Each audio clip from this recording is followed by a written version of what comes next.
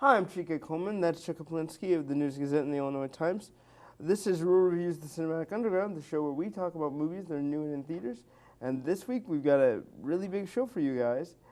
This week we'll be talking about Brooklyn and Star Wars The Force Awakens. Chuck, it's been a while since we've done the show. How are you feeling? I'm good. How about you? I'm doing good. I'm really excited to talk about these movies. And with that, we will start with the film Brooklyn, starring Saoirse Ronan. It talks about the idea that there is this girl named Ailish who lives in a small town in Ireland, and she immigrates with an E. Is that correct? Yes. Mm-hmm. Immigrates with an E to America, to New York, to find new possibilities and a new life for herself. Mm-hmm. We have a priest played by Jim Broadbent who's kind of guiding her along the way. A manager of the department store in which she works at, played by Jessica Paré, and she lives in a, would you call it a boarding house? That's exactly what I would call it. She lives in a boarding house with a few other females who are living and working in Brooklyn, New York, and she's trying to find her way as she basically works to build a life for herself and find out who she really is as a person rather than being this girl from a small town in Ireland. What I will say about this movie from the off is it is a complete and utter dramatic tour de force from Saoirse Ronan as she plays the moments of vulnerability so well that you really want to be her friend, you really want to be involved in this person's life, you're rooting for their journey to find themselves. There are moments when I'm sure all of us have felt like we don't really belong, and Ronan captures that emotion perfectly. There is a boyfriend that she gets by the name of Tony, played by an actor whose name is escaping me at the moment. It's a guy. But he's a really, really great actor, and I believe all of his moments as a sincere Italian who falls for Emery Ailish. Cohen. Emery Cohen, who falls for Ailish's beauty and vulnerability, and they build a romance together that really shows what true romance should be. There's a level of support that he gives her, a level of guidance he gives her as she's navigating through the streets of New York, and she eventually becomes more comfortable, but something happens midway through the film that changes the course of what she feels, and she has to go back home. And you see how difficult it is for her to acclimate to that situation, as well as longing for the life that she left behind. And it's really just an interesting journey of two halves, the half of her in Ireland and the half of her in New York, and which side suits her best. I really love this film and found it deeply engrossing and identifiable. Chuck, what did you think of Brooklyn? Yeah, it's one of my favorite movies of the year. I really enjoyed it as well. There's so much to talk about, but in talking about it, I don't think that I would do it justice as far as how beautiful the film is physically, as well as the story itself, because you rarely see something this grounded in which you see this young girl, transform into a woman, and her experiences and how they change her, and how positive this all is for her. Because when she is called back to Ireland, when we have a tragedy, an unexpected tragedy that calls her back, you can see her being sucked back into that life. And you don't want that. You're hoping that somehow or another she returns to Brooklyn, because you see her, growing. You see her becoming the woman that she's capable of. And I loved the moment where she realizes that, where she makes her choice. Because it's not something that's based on a romantic situation where we think it's headed, but something that's dealt with, hey, I realize who I am. Yeah. I realize now who I can become, and this is why I'm making that decision. I am making it for me. And I think that is that's the strongest suit of the film. I would say, as much as that is also one of the strongest moments of the film, the other comes from when Tony first says "I love you" and what she does with that information, Yeah. and how she chooses to process it, respond, and how you see her change accordingly after that. Because throughout the film, you know that she finds him interesting. You know that the information she's gaining from being a part of his family, from going on these dates with him, you know that aside from all those things that are happening in her life, she is growing, she is changing, she is learning more about herself and what she wants and what the goals of her life are. And you can see that also in her correspondence with her mother and her sister. And it's just a remarkable transformation. And I think Saoirse Ronan has finally stepped into the light as someone who could be a leading woman, even though she's just now 21. Having acted in Atonement when she was about, 12, 11? I think she was a bit older than that. She also had Hannah there. Hannah there, yes. Which was another good film of hers. Yeah, she's always been very interesting, even as a child. You know, they talk about people being born old, and she has an old soul. You can tell that. Indeed. But yeah, really, and I hope that, you know, the Oscars and other places, you know, recognize this film as well, because it's that good. And I think it was from a script by Nick Hornby? He adopted a novel. Okay. Yeah, it's an adaptation, but yes, and of course he obviously knows what he's doing too. So it's a very superb film. I recommend all of you who want to see one side of a date movie where you get to see an evolution of a person, see Brooklyn. The other film that I think is a great date movie this weekend is a film by J.J. Abrams, written by J.J. Abrams and Lawrence Kasdan. Stars John Boyega, Daisy Ridley, Anthony Daniels, Harrison Ford, Carrie Fisher, and Mark Hamill. The film of which I'm speaking of is, of course, Star Wars: The Force Awakens. Came out December 18th to theaters, and we're here to review it for you today. So I'm going to try and do this as non-spoilery as possible. Which may be tricky, and Chuck, you may have to provide me with an assist. I think you just here go there. just a certain way, and then you stop. Okay, so Daisy Ridley's character of Ray. Why am I thinking Ren? Because you're thinking Kylo Ren. Yeah, Ren. Ray is on a desert planet, and she is scavenging, and she comes across a droid named BB-8. BB-8 has a very special message for someone in the Resistance, because they're trying to find a certain Jedi. The reason they're trying to find a certain Jedi Luke is... Skywalker. They're trying to find Luke. Okay. It's no big secret. They're trying to find Luke Skywalker, as he has disappeared since the last time we saw him in Return of the Jedi. The Alliance, that's right, the Alliance?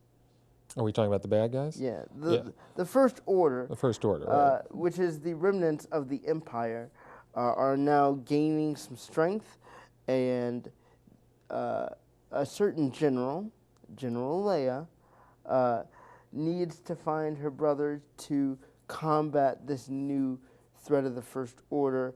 On the dark side of that end is Kylo Ren, a First Order. I wouldn't even say he's a captain. He's a Darth Vader wannabe. He's a Darth Vader wannabe. And he is trying to use this new weapon that looks an awful lot like a Death Star to destroy planets and wipe out the Resistance one final time. If any of this sounds familiar to you, then you've probably seen episodes 4, 5, and 6 of Star Wars. Carefully, what I want to say about this film is it's a fantastic meshing of all that you know from the original trilogy. It's almost as if the prequels didn't exist, because they do so much to inject the fun of the original Star Wars trilogy into this new film. What I think is its major selling point is not that the original actors from the original trilogy have returned, but that the practical effects and the organic environments are back in use in the Star Wars universe. That, to me, is what engrosses me in the setting, engrosses me in the adventure, and you have these themes of love, you have betrayal, you have compassion, you have fear. All of those things are running through this new Star Wars film and make the old feel new again, is essentially what I want to say. And it's a very engrossing time in the movies because you have characters that are accepting of one another, but they also have personality traits of the original trilogy characters. You have Poe Dameron, who's a fighter pilot, and he's brash, and he's brave, but he, has this confidence about him that would be reminiscent of Han Solo. You have Finn's character, who is running away from something, and you have that angle of Han Solo in him, but he's also a really good shot, like Luke Skywalker. So there are these little bits of traits that are put into these characters that make them feel like people you could root for, that you could care about, that make the film engrossing, even if you're just talking about the plot by itself. The characters are what sell the film. The characters are what going to bring people back time and time again as this film continues its run in theaters. And believe me, it's going to have a long run. Chuck, what did you think of Star Wars: The Force Awakens? I think you hit on the key element here, and that is that the film is fun. The 3 prequels that we sat through with George Lucas having made were not fun, and I didn't realize just how dour they were until I had to go back and watch them again with my son. And that is, I think, the key element that Abrams brings here is that sense of enjoyment, that sense of adventure. It's not to say that it's all a happy time, as with the first films. I mean, there are some serious things going on. But, it's been a long time since I sat at a Star Wars movie and got a chill up and down my spine because of something really cool happening, which I did with this film. I think the only drawback is that this is virtually a remake of A New Hope. I mean, it really, really is, down to we visit this weird bar where all these strange characters are. The one flaw in the system of this Death Star is very reminiscent of, the first flaw of the Death Star. I mean, don't these people learn anything? Yeah. I mean, but that's pretty much what you get with Abrams. I mean, if you look back at the second Star Trek film he did, it's basically a refiguring of Wrath of Khan. Yeah. And that's fine. I mean, with these types of things, I mean, we're not trying to make a great statement. You're just trying to make great entertainment. And that's what he gives us here. And I think that also the casting was essential to this. Had they gotten any of these new characters wrong, I would not be as excited as I am about sitting through the next 2 installments. This Daisy Ridley and John Boyega as phenomenal. They're just so relatable. You are on their side immediately. They suck you in. You understand them. You're sympathetic to them and what they're trying to do. So that was key to me. I loved her, and I liked him too as well. But also the humor. I love his flirting. Yeah. There's humor throughout. Everyone gets their little moment of humor. Chewbacca and Han Solo and these two and the new robot. They all have those moments that you recognize as being, You're like, that's what I remember when I was a kid watching those first movies. And I know that Abrams is not directing the next 2, but this is the positive step that they needed to springboard this thing. I like what you said about the humor, because there is humor that abounds I actually counted a bit. If you wait maybe a minute and 30 seconds after one piece of dialogue, there's sure to be a humor found from something. And there also are, and we haven't touched upon this yet, great emotional moments with the original cast, especially when we're speaking about Han and Leia. You sense sadness and pain and, blame and regret based on things that have happened in the last 30 years. None of which, the audience was really a part of, but which they can identify immediately just by looking at their faces and how they're responding to one another. I think the main flaw in the prequels is that, okay, in the first one you have Anakin, and he doesn't know anything about his powers quite yet. And that one was supposed to be fun, and they ruined it. In the second film, you have Anakin being trained, and then they had the Clone Wars, the CGI series. Were you aware of that? Yeah. I feel like the misstep there was not making the Clone Wars just a straight-up miniseries and putting those actors in a miniseries to really feel the weight of those adventures, because I really don't feel like the CGI really did the show any favors, because I think that's what really works in the favor of A Force Awakens, is we went on the adventure with these three main people. We know what their habits are, what they like, what they don't like, and to have them, not to have them be in the difficult situation they're in is emotionally impactful, because we were with them on the last three adventures, whereas there was no emotional connection to young Obi-Wan or young Anakin, really, other than, oh, we know what this guy becomes, let's see what he is. Mm-hmm. But we have that connection with the three original characters. Well, and I think it bespeaks a great deal of confidence, too, in this film, in the script and these young performers, that, we go a good, the first 45 minutes, we see no familiar characters. I mean, we're with these new people. And that, I think, was a bit risky, but it pays off well. Oh, yes. They don't, they wait just enough time, any longer, and I think I would have become impatient for not running into the characters I was familiar with. But it's a good mixture of old and new, and as you said before the show, this thing spans generations, and I think they did a great job. Abrams did a great job of making sure that he addressed the needs of every viewer that was going to see this. And again, the quirks of the original trilogy characters are abundant within the new characters, so we feel like, oh, that's something that Han would do. Oh, that's totally something that Luke would do. My favorite moment within the film, that's just a tiny moment, is when they enact that hologram of the clay figures. That's my favorite thing, because it's like, oh yes, that's original Star Wars right there. I didn't realize I'd missed Chewbacca as much as I did. Oh yeah. Yeah, he's got some good moments as well, and it's like, yeah, he's an old friend. I was glad to see him again. He's an old friend. I love how he complains when something happens and he has to get patched up. Well, not only that, I love how he sets Han straight. Yeah. Han can BS everyone except Chewbacca. Yeah. And that's what I love.